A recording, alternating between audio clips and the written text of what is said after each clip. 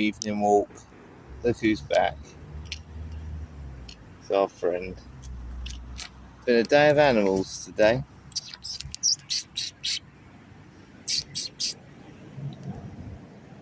You know. Gonna miss him when we go.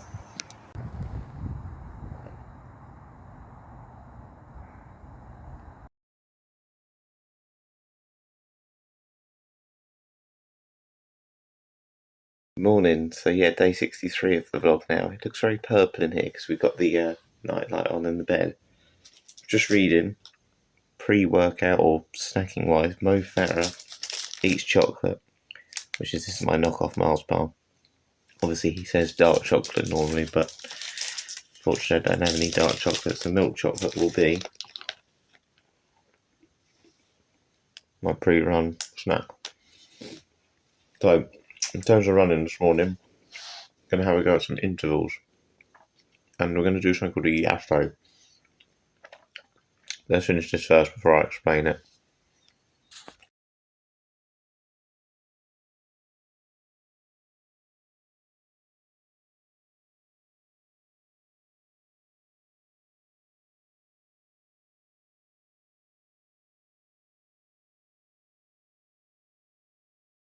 About intervals and stuff the other week, and I said about things like fartleks and 1 minute intervals. So intervals can be things like distance based, so you've got to run, 800 meters, which is going to be involved with the one I'm going to do today. It could be 1 minute splits, it could be anything, pyramid sessions.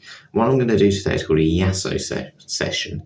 So essentially it's a bit of a one for those that are training for longer distances like marathons.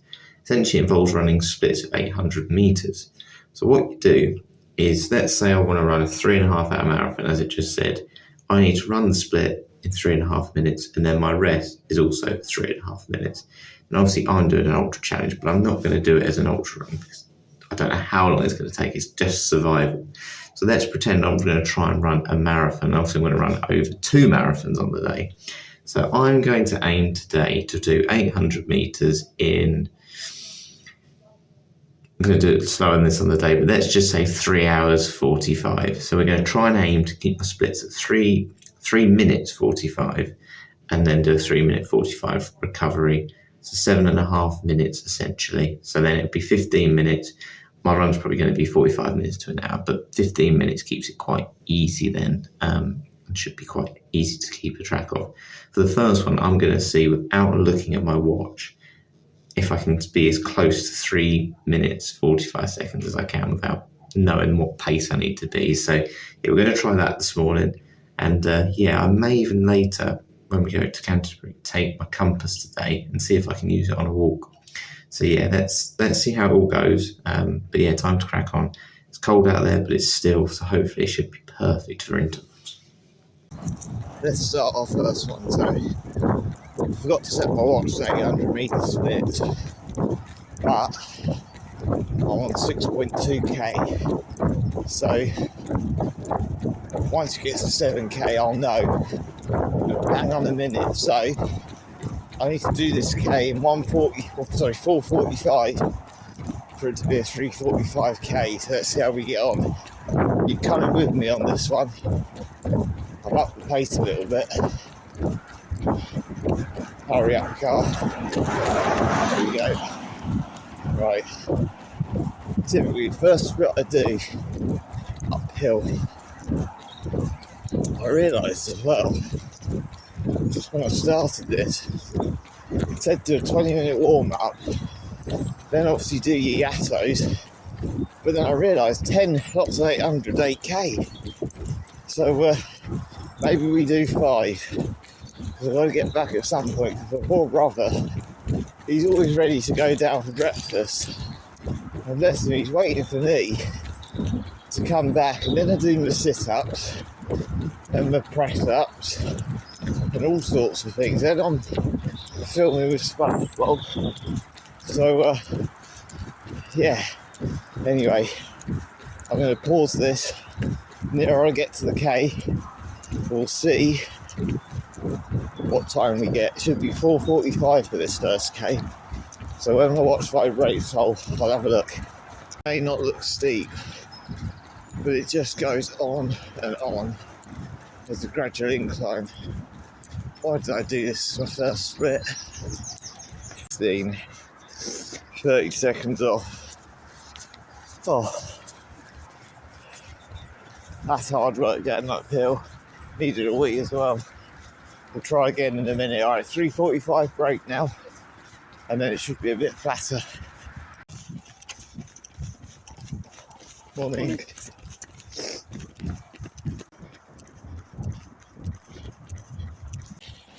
Here we go. Leg 2. It's about a minute again, so off we go. 3:45. We're on flat road this time. Should be a lot better. As you just heard, I overtook a runner then. So that's made me feel a little bit better about not doing the first one right. Come on, Harry. We'll find out in a bit. I'll catch you in a minute. Oh, look at that. Bang on the second. I'll tell you what, I didn't even look at my watch. Harry, you are good. Number 3. Off we go. There's no way I'm getting it bang on again. So yeah, there are plenty of interval sessions you can do, and obviously just be creative with them. And maybe we have another go at one tomorrow, but obviously I mentioned the beat test the other day. That's obviously running to exhaustion, which I will have a go at. I won't push it too hard, but I want to show everyone that one. There's this other one, the former Chelsea and Tottenham manager, Pochettino, used to do in pre-season. I believe it's called a GAC-on test, which I'll share in a minute, or when I get back from the run. Just like, I want to say it's like 45 seconds. You have to run a certain distance, and then it goes up 25 metres every time. And you go until you can't reach the distance. So we'll do that, maybe at some point. Or a fartlek or a pyramid. So I'll share some of those ones as well. Maybe we have a little go at another one tomorrow as well.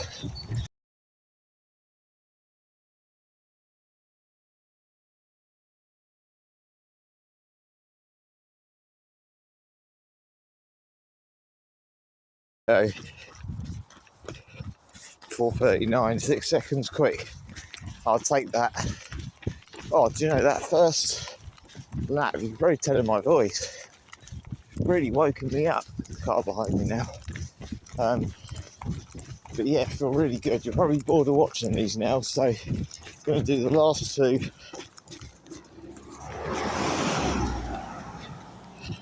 He did put his hand up. I'm going to do the last 2, and then get back. It's time for breakfast, but really enjoying it. What a lovely morning again.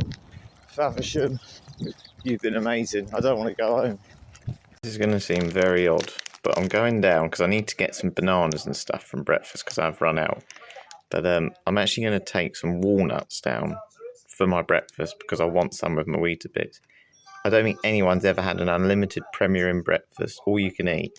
I'm taking their own stuff still, but there we go. I want to get rid of them before we go. Well, before we go home, really. I don't want to pack them away.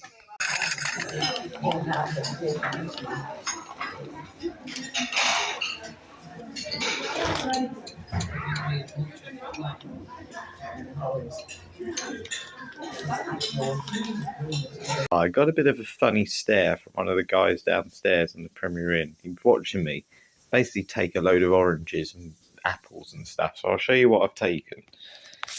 2 extra bananas. I took 4 apples, 3 oranges. One of them's mine.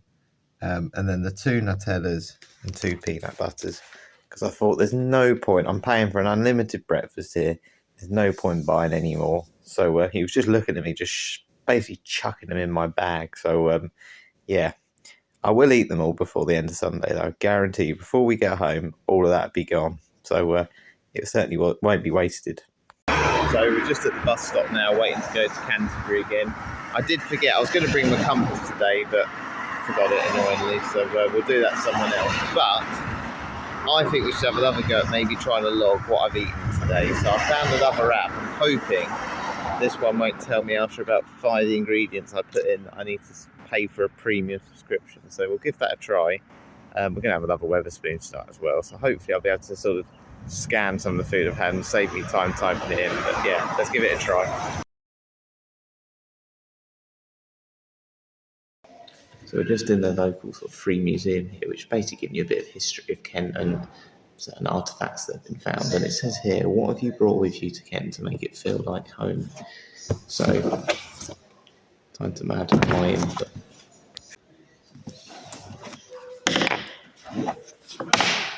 Eggs, sardines, rice pudding, crave, and biscuits. Essential.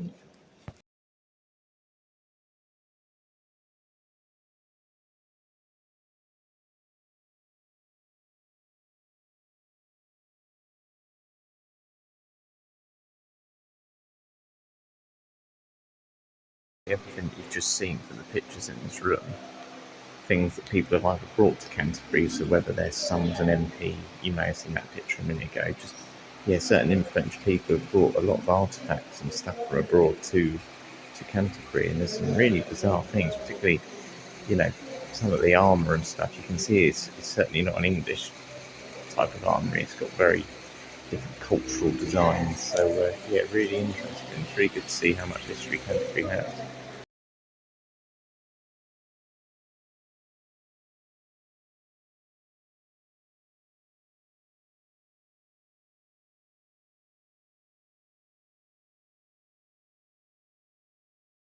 Over here is particularly interesting. So these three sort of stones or marble remains are essentially potentially something.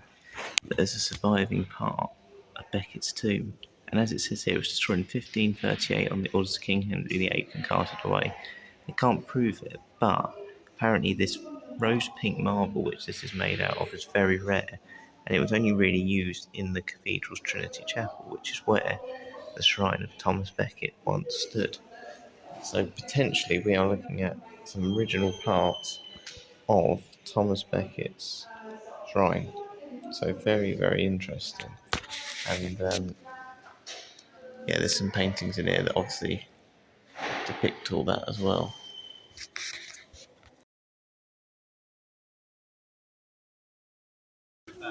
Found him. He's famous.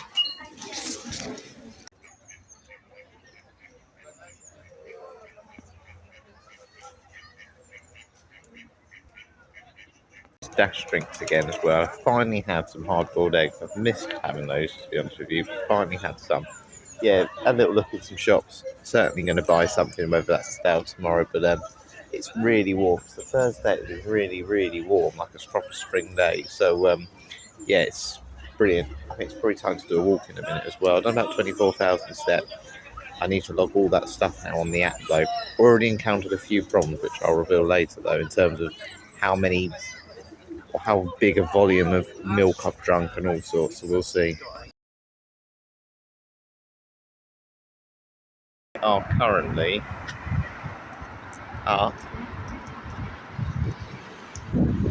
the Dane John Mound, which apparently was established by William the Conqueror after the Battle of Hastings, but it only lasted 20 years, as the 1086 newspaper mentions the construction of a new royal castle, so it didn't last very long, but looks impressive and it's nice to walk on. Bit of a trek to gun up here, but in the distance you've got Canterbury Cathedral, and that wall outside this castle stretches all the way down. But yeah, certainly not going to do any intervals running up this. That'd be too difficult. Fine dining at Wetherspoons tonight.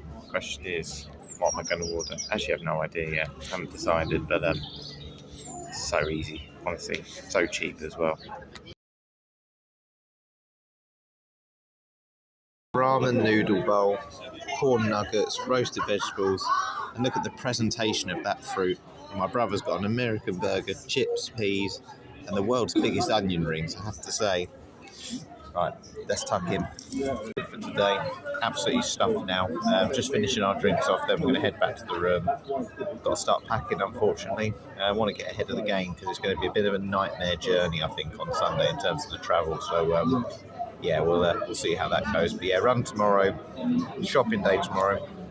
I need to buy something royal and just something as a gift for myself as well. So I'm going to get a couple of things. May have another go at interval training, and let's open that compass up tomorrow and let's have a go, see if I can work it out somehow anyway. But yeah, I hope you enjoyed this one today. It's been another lovely day. It's been nice to sit outside, and yeah, catch you later. Those food calorie counting apps.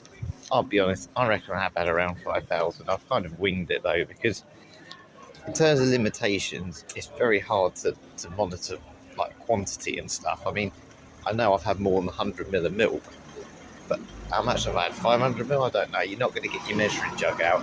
And also, of course, when you eat out at places like a Wetherspoons or a Premier Inn, they don't have barcodes on the plates and the bowls. So I think the best thing to do, listen to your body. Some days you're hungrier than others.